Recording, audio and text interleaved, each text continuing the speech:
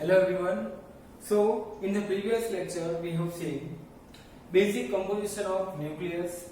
Then the terms which we are going to use in this chapter for the composition of nucleus. जैसे हमने nucleon एक word देखा था, एक basic term था atomic number, then atomic mass number, then neutron number and nuclei.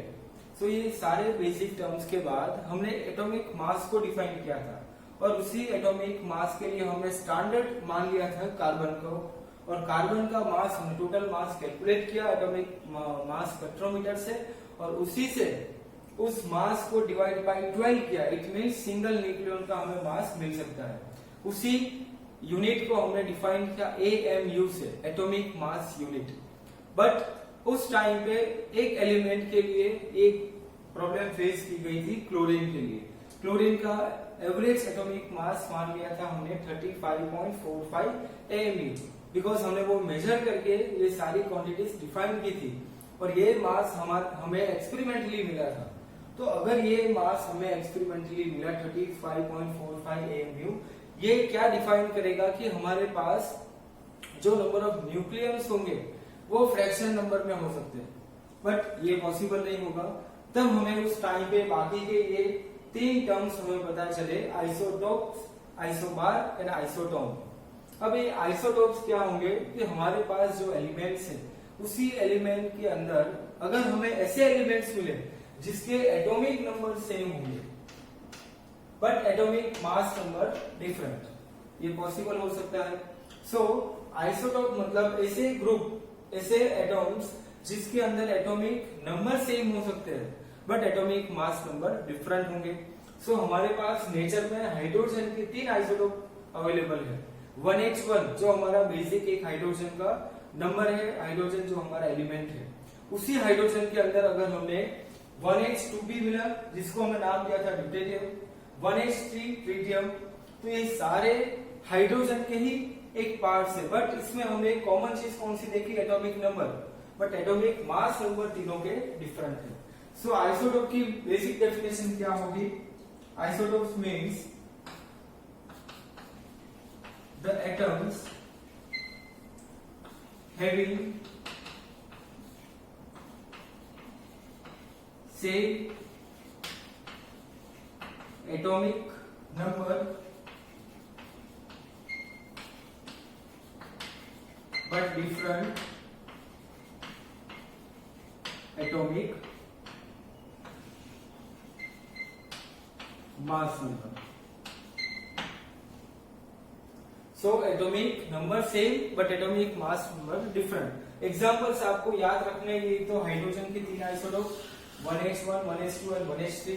Then lithium के लिए lithium 36 and lithium 37, ये भी लिथियम के दो आइसोटोप हो गए. सो ऐसे एग्जाम्पल्स आपको याद रखने. अगर आपको एमसीक्यू में कोई भी एलिमेंट्स दिए गए होंगे और अगर आपको ये एक ग्रुप पूछा जाएगा कि इस चार ऑप्शन में से एक ग्रुप ऐसा होगा जो आइसोटोप के ग्रुप में आएगा, एक ग्रुप ऐसा होगा, मतलब हमें एलिमेंट्स के अलग अलग ग्रुप दिए होंगे ऑप्शन के अंदर, तो आपको वहां से आइडेंटिफाई करना होगा कि कौन सी दो पेयर या फिर कौन सी तीन पेयर हमारे पास जो होगी वो आइसोटोप की ग्रुप में आएगी. तो आइसोटोप को आपको आइडेंटिफाई करना है सिर्फ उसके एटॉमिक नंबर से. अगर हमें उस ग्रुप में जितने भी एलिमेंट्स होंगे, दो या तीन, उस एलिमेंट्स के अगर एटॉमिक नंबर सेम दिखे हमें but atomic mass number different, then we can say कि ये ग्रुप हमारा आइसोटोप का ग्रुप होगा. तो इसी तरह आप इसको आइडेंटिफाई कर सकते हो. हमारे पास गोल्ड ऐसा एलिमेंट है जिसके पास सबसे ज्यादा आइसोटोप होंगे. Gold has 32 isotopes. गोल्ड का एटॉमिक नंबर होगा 79 और एटॉमिक मास नंबर स्टार्ट होगा 173 to 204. ये आप डायरेक्टली कैलकुलेट कर सकते हो. 32 आइसोटोप्स मिलेंगे आपको गोल्ड न्यूक्लियस के लिए. सो ये एक एग्जांपल आपके एमसीक्यू के लिए इंपॉर्टेंट है. गोल्ड न्यूक्लियस कितने आइसोटोप है, 32, जिसका एटॉमिक नंबर है 79 और मास नंबर स्टार्ट होगा 173 से 204 तक. अब इसके बाद हमें किसी एटम्स के अंदर एक ऐसा भी ग्रुप मिला जिसके अंदर एटॉमिक नंबर डिफरेंट है but atomic mass number same होंगे. सो इस ग्रुप को हमने नाम दिया आइसोबार्स. आइसोबार बार का मतलब हमें पता चलेगा एक ऐसा मास या फिर ऐसी क्वांटिटी जिसको हमने डायरेक्टली न्यूक्लियस के लिए डिफाइन किया था, quantity of proton plus quantity of neutron which is equal to atomic mass number. तो इसी से हमने आइसोबार नाम रखा है इसका। आइसोबार मतलब जिसका एटॉमिक मास नंबर सेम होगा बट एटॉमिक नंबर डिफरेंट। तो ऐसे एग्जांपल कौन से होंगे, 1H3 tritium, third isotope of the hydrogen, and 2He3 मतलब first isotope of the helium. तो यहाँ पे दोनों के एटॉमिक नंबर डिफरेंट है बट एटॉमिक मास हमारे पास सिमिलर होंगे। सिमिलरली क्लोरीन एंड सल्फर के लिए, क्लोरीन के लिए एटॉमिक नंबर 17, सल्फर के लिए 16, बट दोनों के लिए एटॉमिक मास नंबर हमारे पास सेम 37। सो आइसोबार्स को हम कैसे डिफाइन करेंगे, सिंपल डेफिनेशन के टर्म में। सो ये सेकंड डेफिनेशन यहाँ पे लिखते हैं आइसोबार के लिए। आइसोबार मतलब the atoms having different atomic number but having same atomic mass number, मतलब mass number same atomic number different. So इसे ग्रुप को हमने नाम दिया आइसोबार। अब थर्ड ग्रुप हमें ऐसा मिला, सिर्फ न्यूक्लियस की बात करेंगे, न्यूक्लियाइड्स हमें ऐसे मिले जिस न्यूक्लियाइड्स के अंदर हमें नंबर ऑफ न्यूट्रॉन सेम मिले। मतलब chlorine 17 number atomic number, 19 atomic number, के मतलब potassium, 37 number atomic mass, 39 atomic mass. अब यहाँ पे नहीं तो हमारे पास एटॉमिक नंबर सेम है ना तो एटॉमिक मास नंबर, बट इसमें तब भी एक चीज कॉमन होगी, A minus Z which is equal to N, जो हमने प्रीवियस लेक्चर में स्टडी किया। A माइनस जेड मतलब atomic mass number minus atomic number which is equal to number of neutrons. So 39 minus 19 which is equal to 20, 37 minus 17 which is equal to 10 which is equal to 20। so इस दोनों elements के अंदर chlorine या फिर potassium, दोनों elements के अंदर हमें एक चीज कॉमन मिली, नंबर ऑफ न्यूट्रॉन्स। सो हमें नेचर में ऐसे भी न्यूक्लियाइड्स मिले जिसके अंदर एटॉमिक नंबर डिफरेंट है, एटॉमिक मास नंबर डिफरेंट है but number of neutron same होंगे। सो इसका एक बेसिक एग्जांपल याद रखना आपको, क्लोरीन एंड पोटेशियम का। सेकेंड एग्जांपल Hg मतलब मर्क्यूरी, Pu मतलब प्लूटोनियम, 79, 197, 80, 198, दोनों का सब्ट्रैक्शन कीजिए आप, A माइनस जेड, इसका भी A माइनस है, दोनों के लिए atomic number different, atomic mass number different but number of neutron same होंगे।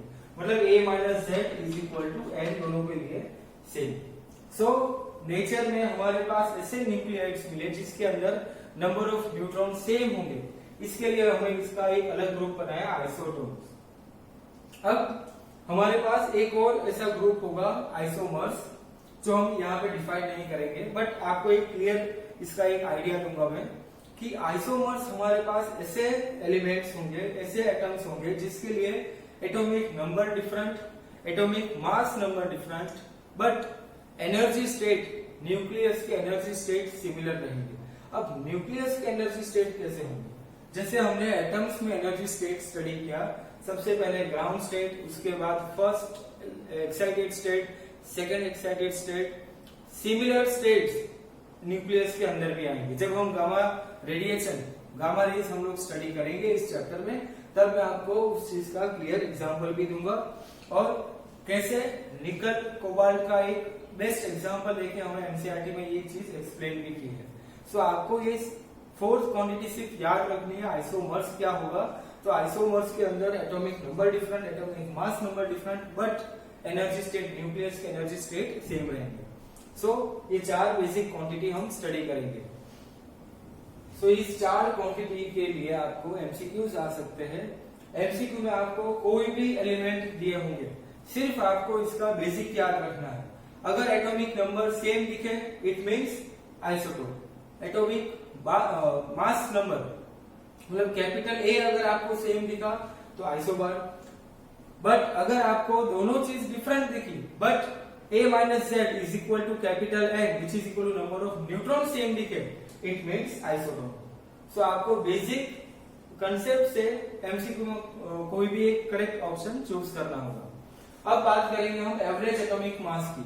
जैसे हमारे पास जब हमने एटॉमिक मास डिफाइन किया तब हमें एक चीज का डाउट था कि क्लोरीन के लिए 35.45 AMU मास कैसे डिफाइन हुआ, बिकॉज नंबर ऑफ न्यूक्लियॉन्स कभी भी फ्रैक्शन नंबर में नहीं होंगे। तब हमें ये अलग अलग ग्रुप की जो ग्रुप थे हमारे 3 या 4 ग्रुप, उसके बेसिक कंसेप्ट पता चले। तब हमें ये चीज पता चली जब भी हम क्लोरीन निकालेंगे क्रस्ट में से, वो क्लोरीन हमारा क्लियर और प्योर क्लोरीन नहीं होगा, उसके साथ उसके आइसोटोप्स होंगे। सो फर्स्ट आइसोटोप जब हमने क्लोरीन को निकाला, सो फर्स्ट 1735 वाला क्लोरीन हमें 75.4% मिलेगा क्रेस्ट में से, बट 1737 वाला 24.6% हमें क्लोरीन मिलेगा। तो हम जब भी क्लोरीन का मास फाइंड आउट करेंगे, हमने मान लिया था कि हमने जो क्लोरीन निकाला अर्थ से वो हमारा प्योर क्लोरीन होगा, बट वो प्योर क्लोरीन नहीं होगा, उसके साथ उसके आइसोटोप्स भी एडेड होंगे। सो इसीलिए इसके मास में हमें ऐसे फ्रैक्शन नंबर, ऐसे फ्रैक्शंस मिले। सो जब हमने अर्थ से क्लोरीन निकाला तब हमने इसका ये आइसोटोप का कंसेप्ट लगा के उसके ये दोनों ग्रुप को स्टडी किया। सो पहला ग्रुप हमें ऐसा मिला जिसका एटॉमिक मास नंबर 35 था, सेकेंड ग्रुप हमें ऐसा मिला जिसका एटॉमिक मास था 37, बट दोनों के लिए एटॉमिक नंबर सेम है, इट मीन्स ये क्लोरीन के आइसोटोप्स है। सो पहला 35 एटॉमिक मास वाला क्लोरीन हमें अर्थ से कितना मिलता है, 75.4%, और बाकी का 24.6% क्लोरीन हमें 37 मास वाला मिलेगा। इसीलिए हमने एवरेज मास के लिए एक स्टैंडर्ड फॉर्मूला बनाया, M1N1 plus M2N2 upon N1 plus N2। अब इसमें M1 और N1, M2 एंड N2 किसको बोलेंगे? सो M मतलब मास, सो हम M1 बोलेंगे क्लोरीन के मास के लिए, और N1 मतलब हमें कितना कंपोजिशन मिला। फॉर एग्जाम्पल हमें N1 मतलब हमारे पास 75.4% इतना कंपोजिशन मिला, और बाकी का कंपोजिशन कितना होगा, 100 में से हमने इसको माइनस कर लिया तो हमारे पास क्या बचेगा, 24.6। मतलब हमने 100% क्लोरीन निकाला, 100% में से 75.4% क्लोरीन हमारे पास ऐसा था जिसका एटॉमिक मास था 35। उसी 100% में से हमने 24.6% हमें क्लोरीन ऐसा मिला जिसका एटॉमिक मास था 37। सो ये हमारा बेसिक कंपोजिशन। कभी भी किसी एलिमेंट को, किसी मटेरियल को अर्थ से निकालेंगे तो उसके अंदर कितना कंपोजिशन होगा, या वो प्योर फॉर्म में होगा या उसके साथ बाकी के एलिमेंट्स या जो भी उसके साथ एडेड होगा, वो हम चीज कैलकुलेट करेंगे। सो क्लोरीन को जब हमने बाहर निकाला तब क्लोरीन के साथ हमें 100% क्लोरीन में से 75.4% क्लोरीन अलग मिला, मतलब उसका एक आइसोटोप मिला, और बाकी का 24.6% क्लोरीन हमें डिफरेंट मिला। तो इसी के लिए हमने इस दोनों क्लोरीन के लिए atomic average atomic mass calculate किया। सो एवरेज एटॉमिक मास के लिए हमारे पास N1 एंड N2 दोनों का कंपोजिशन, मतलब N1 प्लस N2 दोनों मिला के 100% होने चाहिए। तो ये हमारे एवरेज परसेंटेज। अब N1 मतलब ये हमारा एटॉमिक मास फर्स्ट और सेकेंड का 37। सो 35 इंटू 35 एटॉमिक मास वाला कितना कंपोजिशन मिला, 75.4% प्लस M2 मतलब 37 इंटू 24.6% अपॉन 75.4 प्लस 26.4% मतलब 100%। तो यहां से परसेंटेज निकाल लेंगे हम, ये नीचे हो गया 100। अब इसका कैलकुलेशन किया तब हमें मिला 35.50 AMU which is very near to 35.45। सो ये स्टैंडर्ड फॉर्मूला हमने डिफाइन किया जिससे हम किसी भी आइसोटोप का या फिर किसी भी प्योर फॉर्म के मटेरियल का एटॉमिक मास कैलकुलेट कर सकते हैं।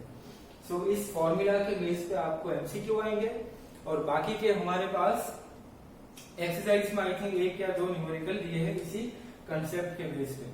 आपको इसी के बेस पे ऐसे भी न्यूमेरिकल्स आएंगे कि फॉर एग्जांपल हमें टोटल मास पता होगा, फर्स्ट आइसोटोप के लिए परसेंटेज पता होंगे, हमें N2 फाइंड आउट करना होगा, या फिर इसी कंपोजिशन में अगर हमें M1, N1, N2 and capital M दिया गया होगा तो M2 फाइंड आउट करना होगा। हमारे पास टोटल क्वांटिटीज कितनी होगी, एक तो M1, N1, M2, N2, total quantities 5। हमें कोई भी 4 क्वांटिटी गिवन होगी, हमें 5th क्वांटिटी कैलकुलेट करनी होगी। तो ये हम डिटेल में स्टडी करेंगे जब इसके बेस पे न्यूमेरिकल स्टार्ट करेंगे। अब नेक्स्ट टॉपिक जो हमारा रहेगा वो न्यूट्रॉन की डिस्कवरी। चैडविक ने न्यूट्रॉन कैसे डिस्कवर किया, अब उसका डिटेल एक्सपेरिमेंट हमें स्टडी नहीं करना है, मैं सिर्फ आपको उसका ओवरव्यू दूंगा एक सिंपल डायग्राम से। सो पहले ये सारे बेसिक डेफिनेशन और ये एवरेज एटॉमिक मास का कंसेप्ट, इसका स्क्रीनशॉट ले लीजिए।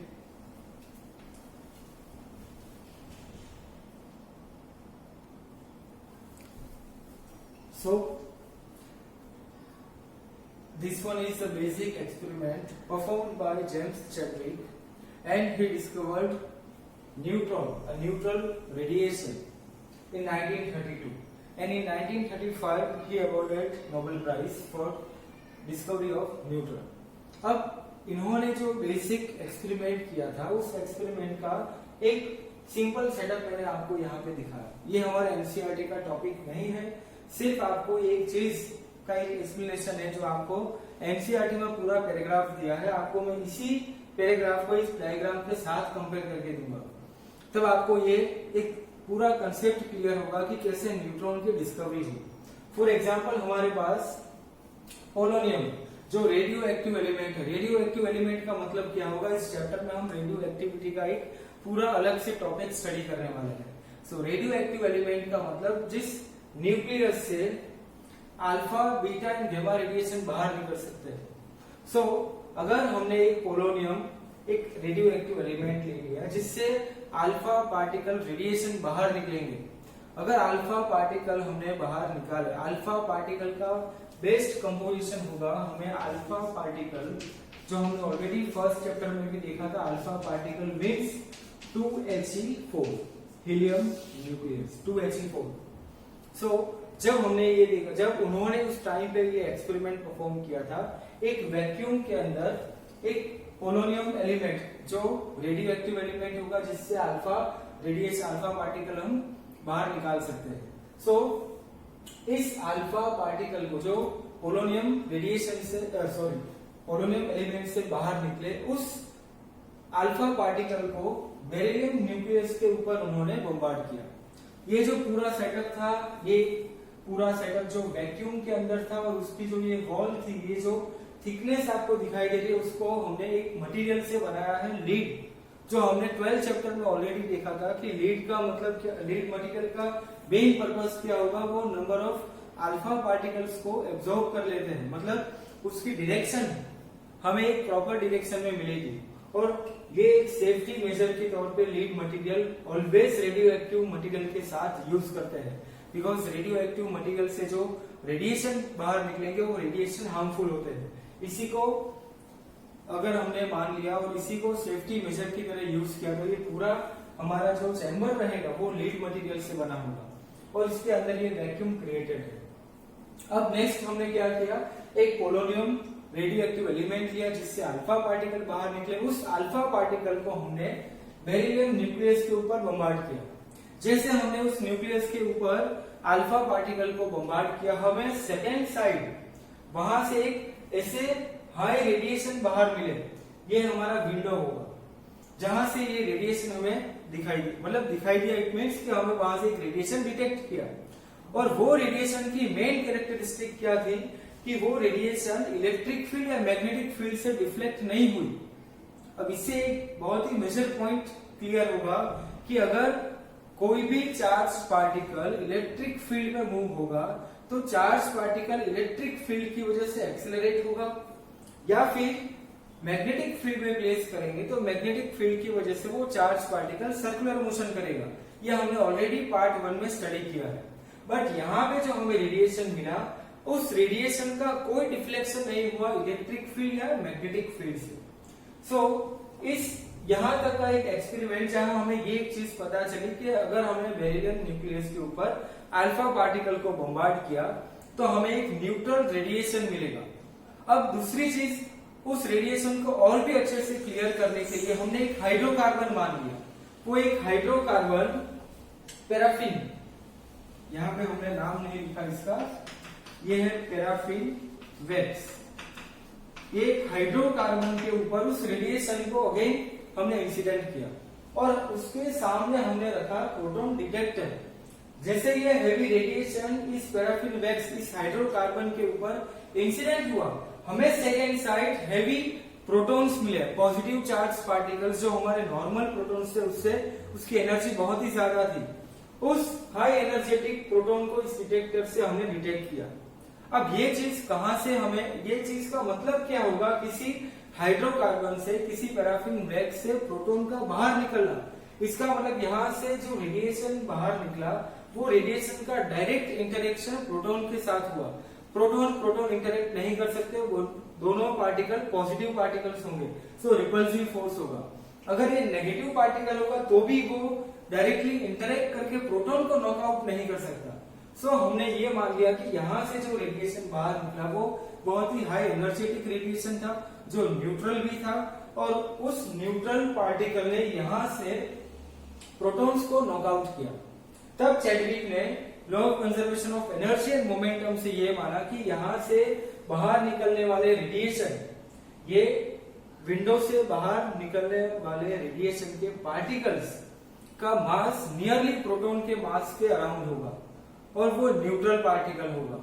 सो इसी बेसिक क्वांटिटी से उसका नाम हुआ न्यूट्रॉन, उसका नोमेनक्लेचर किया न्यूट्रॉन, जो प्रोटॉन के साइज का होगा, प्रोटॉन के मास के बराबर होगा या फिर नियर इक्वल होगा, और जिसकी कैरेक्टरिस्टिक, जिसके पास कोई चार्ज नहीं होगा, मतलब वो न्यूट्रल होगा।